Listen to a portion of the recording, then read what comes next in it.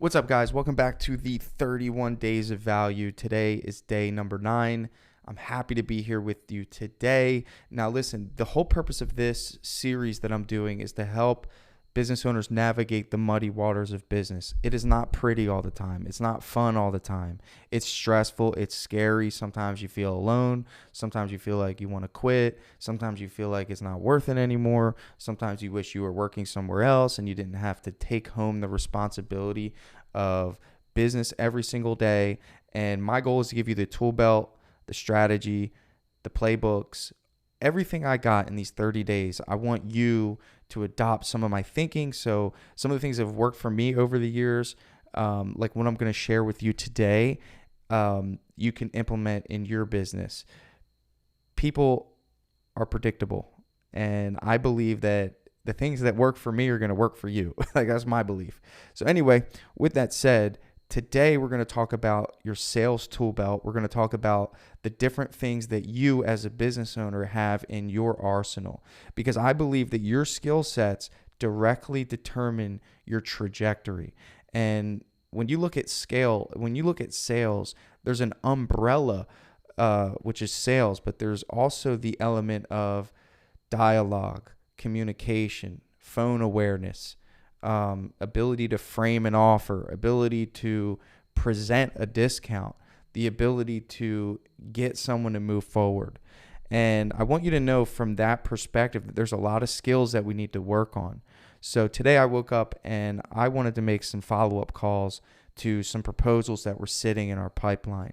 Number one, let's not overlook the fact that I have a pipeline, and that pipeline is in drip jobs. And it's really difficult to even talk about what I'm going to share with you today unless you have your information organized in your system.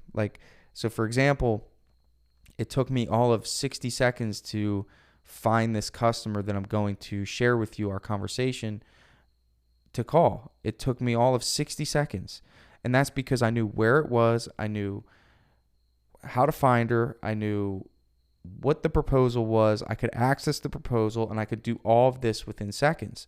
And that's because I have a CRM.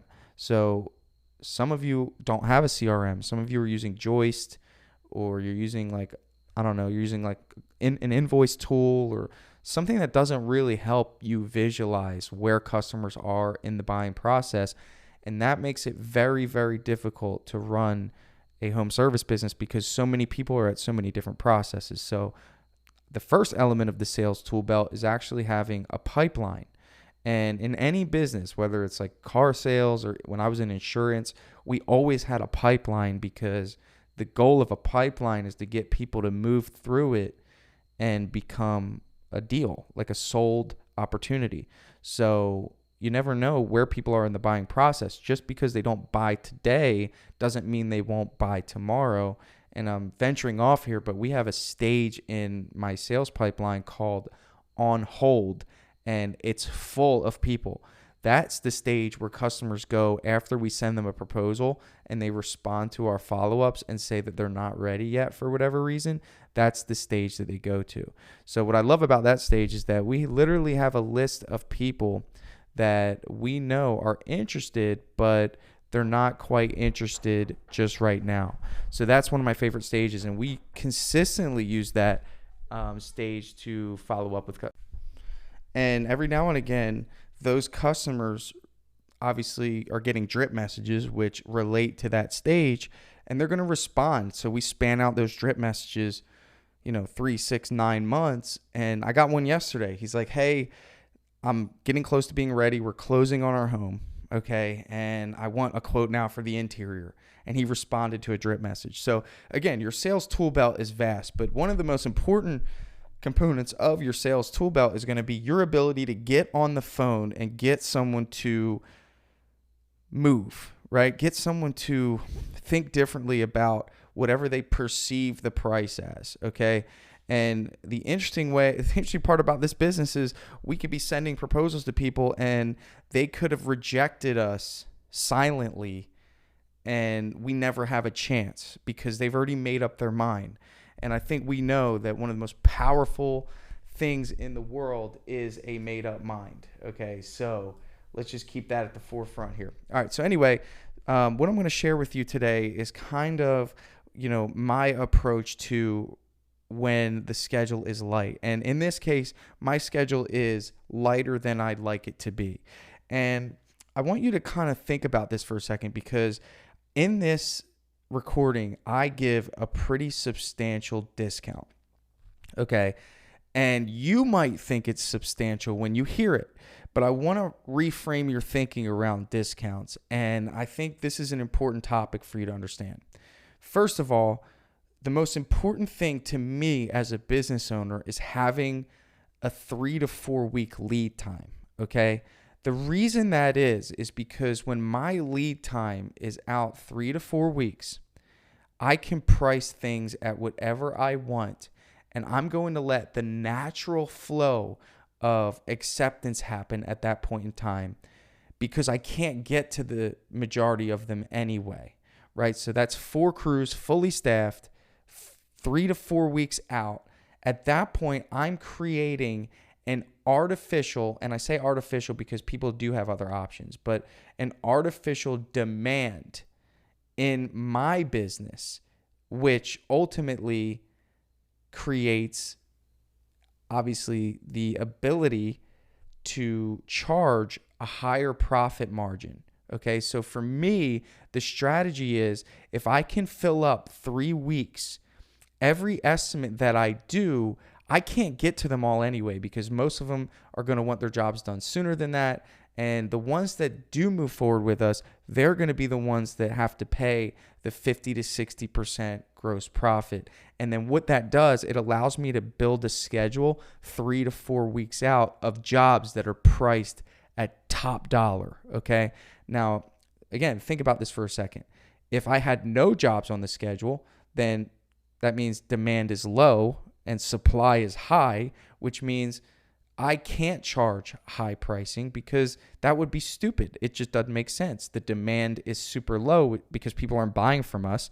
And if I don't lower my price, then my team won't have work. So I'm using this very simple economic principle in my business, and it's paid off tremendously. And it's allowed me to consistently have right around 20% net margins in my business at year end. Okay. So again, the idea here is I need to first create a demand in my business. And I do that by getting as many jobs as I can booked for 2 to 3 weeks. Okay. And sometimes that requires lowering price. But guess what? Even that lowered price is still, guess what it is? It's still profitable. Okay. Because of perception. Okay. So I kind of wanted to frame you with that, because in this phone call, I give a pretty solid discount. But really, when I priced this job, and for you painting contractors out there, this job was a 1,500 square foot home, 2 coats of paint on the walls, trim needs a coat of paint, and doors need to be painted. There's 14 doors, okay? When it was quoted, we put 4 days on the job with 3 guys, okay? 2 coats of paint, all the trim, 14 doors, racks sprayed, painted, okay? That price came out to about $5,300, all right? And you're going to hear me say this in the phone call. I discount the price to $4,600, okay? So that's $727. I think that's what it came out to, whatever, okay? Now, if I look at my data, which I have a spreadsheet, which I highly suggest that you do, that helps you identify, if you're an employee-based business, how much does it cost you to staff your team for 1 day? And based on historical evidence, if you spend 20% of whatever the price is of that day, that's going to be what your material cost is. Okay, so in other words, like if it costs you $1,000 to staff your team for 1 day, okay, and you're usually at a 30% labor margin, we've got to figure out that 30% of 3,000, okay, let's just go, I'm just going to try to keep this simple. So 30%, or sorry, let's say 40%. You could probably say 40%. So you're generally a 40% labor margin. So that means if you're staffing a team that costs $1,000, you're probably going to price the job for $4,000, okay, and I'm just using examples here, that means you're going to use about, let's just say 20% is about $800 in paint. So it's really easy to reverse engineer day by day pricing when you look at it like that. And if you were at 30%, you do, okay, well, one day of work, I have to charge at least $3,000 because chances are I'm going to use $600 in paint and my labor price is going to be $1,000 at 30%. So that means my profit margin is going to be, say, $1,400. Okay. And that's about 40 to 45% gross. So that's one day. And then what's 2 days, and what's 3 days, and what's 4 days, and what's 5 days. So for me, I was able to justify this discount by pretty much saying, hey, we had it at 4 days. What I'm going to do is I'm going to staff one more person on that job and get it done in 3 days. And that'll put us at about a 35% profit margin, okay, on this specific job. And it's just a numbers game, right? So you have probably been trained that like you have to stand by your price like it's your like freaking lifeline. But guess what? I'd rather have some money than no money. And I'm in a period right now where these 3 weeks have been terrible. Look at the news if you are not in Florida, okay? I got a category 5 on the coast coming. Every night it's pouring rain. It rains almost every day, okay?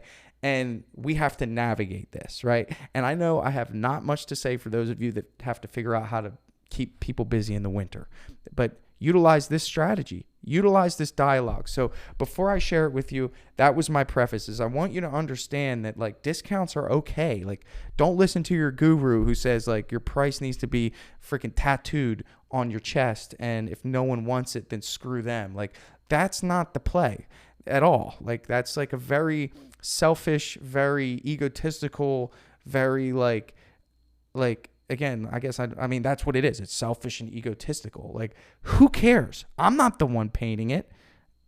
I don't have to put any time in. I've got 3 other crews that I got to keep busy. I'll find the profit in the week somewhere there if 35% isn't good enough. And it is. It's fine with me. If I can make 35% on every single job I touch, take me to the bank. I'm good. Right? So that's the mindset. This is a numbers game. And some of you listening to this are doing the painting. So it makes it really hard for you to discount your time. I'm not discounting my time. I'm discounting my asset, the asset I'm renting for the week. Mindset shift, right? So again, like if you're the one doing the work, it's going to be really hard for you to hear this because you're like, there's no way I would take $700 less. Yeah, of course not, because you're giving up a piece of your life, which is you actually physically painting. I will never visit this home. I will never go there. There will be 0% chance I will ever step foot. I will never dip my brush into a can on this job. Okay. So for me, again, like for me, it's like easy. It's an easy decision. So with that said, I kind of just want you to understand kind of the infrastructure of how I framed this offer to this customer. First off, you can't just abrasively make a phone call. Okay. You can't just be like, hey, Miss Jones, this is Tanner, Premium Painting. And, I sent you the quote. How you feeling about it? This quote's been sitting. So I know she ain't that excited about it. So I already know that. I go in there with that in mind. The second thing is that you got to understand that outbound calls to people are just like emails, and they're just like good ad copy. So for example, like I gave her a really good hook, and you're going to hear that. Okay. I said, and then you'll hear this in the recording. I said, Mrs. So-and-so, if I give you an offer that you can't refuse. Okay. So I'm using curiosity. Okay. And you can hear it in her defense is that she's at a point where she's like, go ahead, test me. I dare you, and you're going to hear that. So there's a couple elements there where, you're going to really see the ups and downs of how this works. And you're going to be able to identify like, hey, you know what? At first she was extremely defensive, and actually she was severely uneducated on what it is that we were charging for. So you're going to hear me actually build value. One of the things she mentioned in there was that she felt that the things that were outlined in our quote were unnecessary. Well, that requires a reiteration of what it is that we do and how we do it and why we do it that way. So there is all sorts of things that you're going to hear in here that might surprise you, right? And this is kind of what the average customer who doesn't know and understand painting might think. And again, it's a good reminder that you should know that people only care about the end result. Okay, so that's another important thing here. Like, in the mind of this customer, she just wants better paint on her house. Like, it's a new house. She just wants better, more durable paint. And that's all she cares about. She doesn't care how we get there. So when someone sees all these details and our, very detailed proposal, she might think like, what are they doing all this extra stuff for? They just need to put paint on the walls, right? So that requires a certain level of understanding as well. I think it should be a religious practice for you as a business owner to make 10 follow-up calls a day. Call 10 customers that have proposals. If you don't have that many, call all your customers. Have the tough conversations, offer deals, offer discounts, see what gets people to say yes, see what gets them to hang up on you. Because your skill sets matter here, because I just added one more project to my schedule for my team, okay, which gets me one step closer to a more full schedule, which then gets me one step closer to optimum profitability, right? The orange theory. I don't know if you guys like that place, but you have to get to that optimum heart rate, right? And that's where all the magic happens, right? So this is like the orange theory of your job schedule, is where you have what I consider an artificial demand, but it's a true demand, because you only have a certain capacity when it comes to your production. And for me, I'm not in a season of where I want to grow that anymore. So I'm happy with how many crews I have. And then with that said, you're going to hear this customer kind of go through that journey of defensive. I lowered the defense. I added a little humor. I educated her on what it is that she was actually going to be paying for and how important it is to sand those doors if we're going to be spraying them. And then I gave her an offer that she couldn't refuse, and I gave her space to make her decision. But the expectation is she's going to let me know by today. And, even hearing the number, she said, oh, that's where I wanted to be. Okay. And you heard her, she said, you're over $5,000. Like, I don't know what her idea of $5,000 is. I don't know if that's a big number to her or if it's a small number, but I know that it triggered her in some way. So again, like, you might hear this and say like, I will never do that. And that's fine. For me though, look, I've been doing this for years, man. And I can't tell you how important it is to be open to discounting your price. Get rid of the ego. The most important thing in business is making sure the people that are doing the work have work. Okay. I said this a long time ago in my podcast. This is a game of keep away. I don't want to have to go paint ever. So I need to make sure that people are painting in my business. And the only way that happens is if I have an abundance of jobs and I can't paint them all myself. So therefore, I have to hire people to do it. And in order to get them to stay, I have to make sure they have enough work to do that covers the entire week, so they get a good enough paycheck and they don't feel the need to go find another job. Okay. And I want them to work for me and produce work for my customers. Okay. And that is only possible if there are an abundance of jobs to do. And we use levers when it comes to jobs. Will I always use discount? Of course not. If I have notes that say a customer's interested in something else, sure, I might use some other sort of perceived value item, right? So again, like, I have a lot of tools in my tool belt. In this case, I used a discount, which is literally the easiest one and the one that's going to get you the most results. If you lower your price, you'll get more jobs. It's a very simple concept. There's not much more to that concept. And this is an example of that. So enjoy the recording. If you have any feedback on it, let me know. I'm going to drop a link to a business breakthrough in the description of the podcast. I got a couple of you that booked, so I'm excited to do a couple more of those as we get toward the end of the new year. So grab a time on my calendar before all the time slots fill up. With that said, thank you for giving me an opportunity to serve you today. Day 9 in the books. Go crush it. Hello. Hey, Miss Hans. Yes. Hi, this is Tanner calling with Premium Painting. How are you? Hi, Tanner. I'm doing fine. Hey, good. Did I catch you at an okay time, or would you like me to call you back?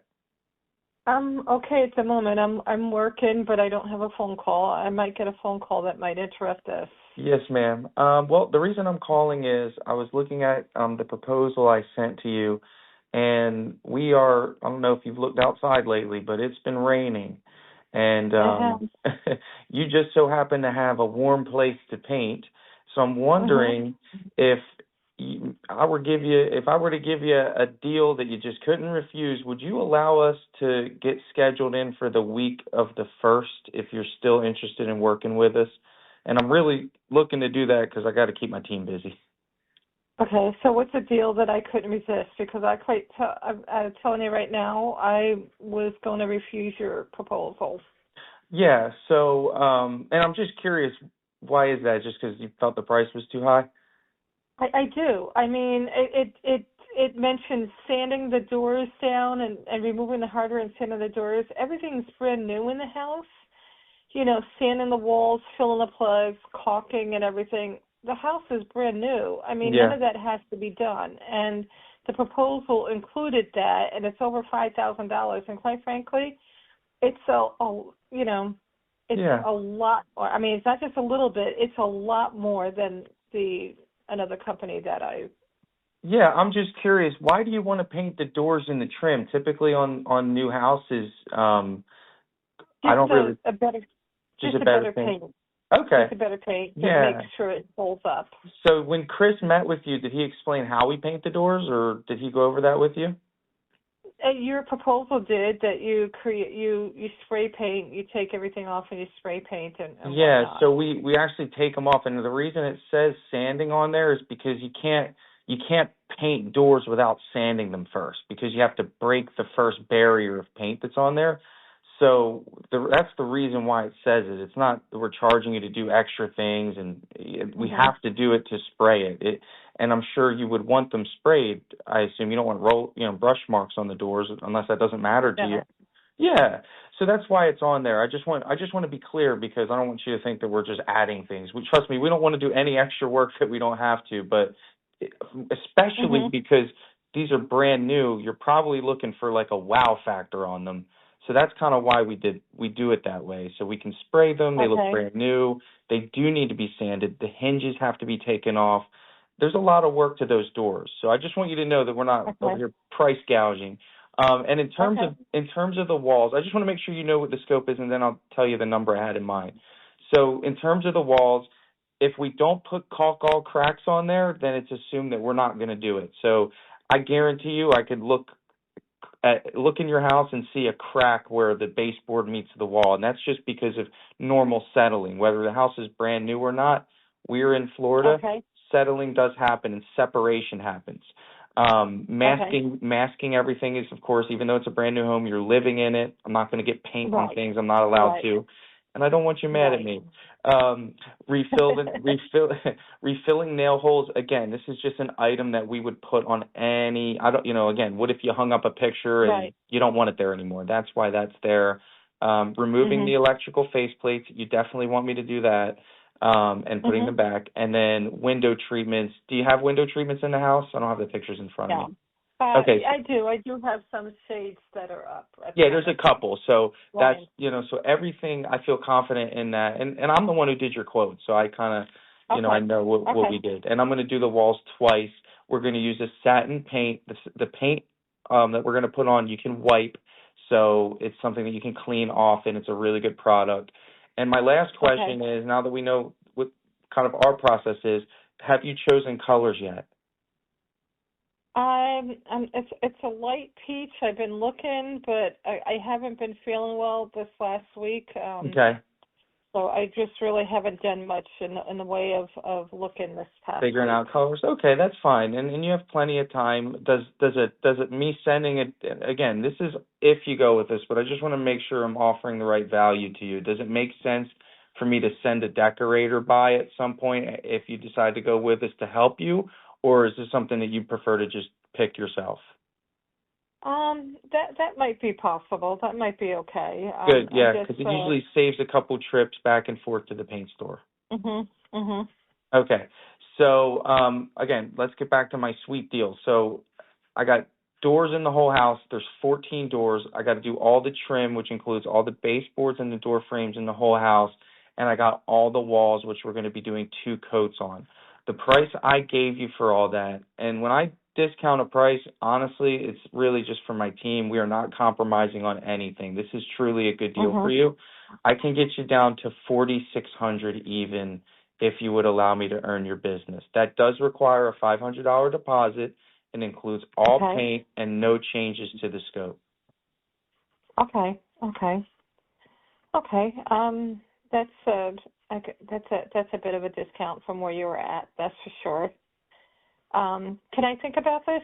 Of course. Tanner? This isn't car sales. You take your time. I would love for you to let me know by today. And the reason why is, again, if you look outside, it's really wet out there. I know. And it sure is.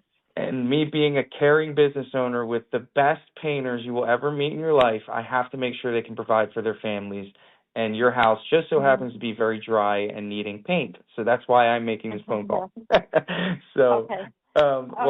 I look forward to hopefully hearing from you. What I'm going to do next is I'm going to give you this gargantuan discount, and I'm going to put it on your proposal, and you will see that number that I offered you. If at some point today you feel confident and you want to proceed, you can just open up the proposal and you can place a $500 deposit. At that point, our team will be notified.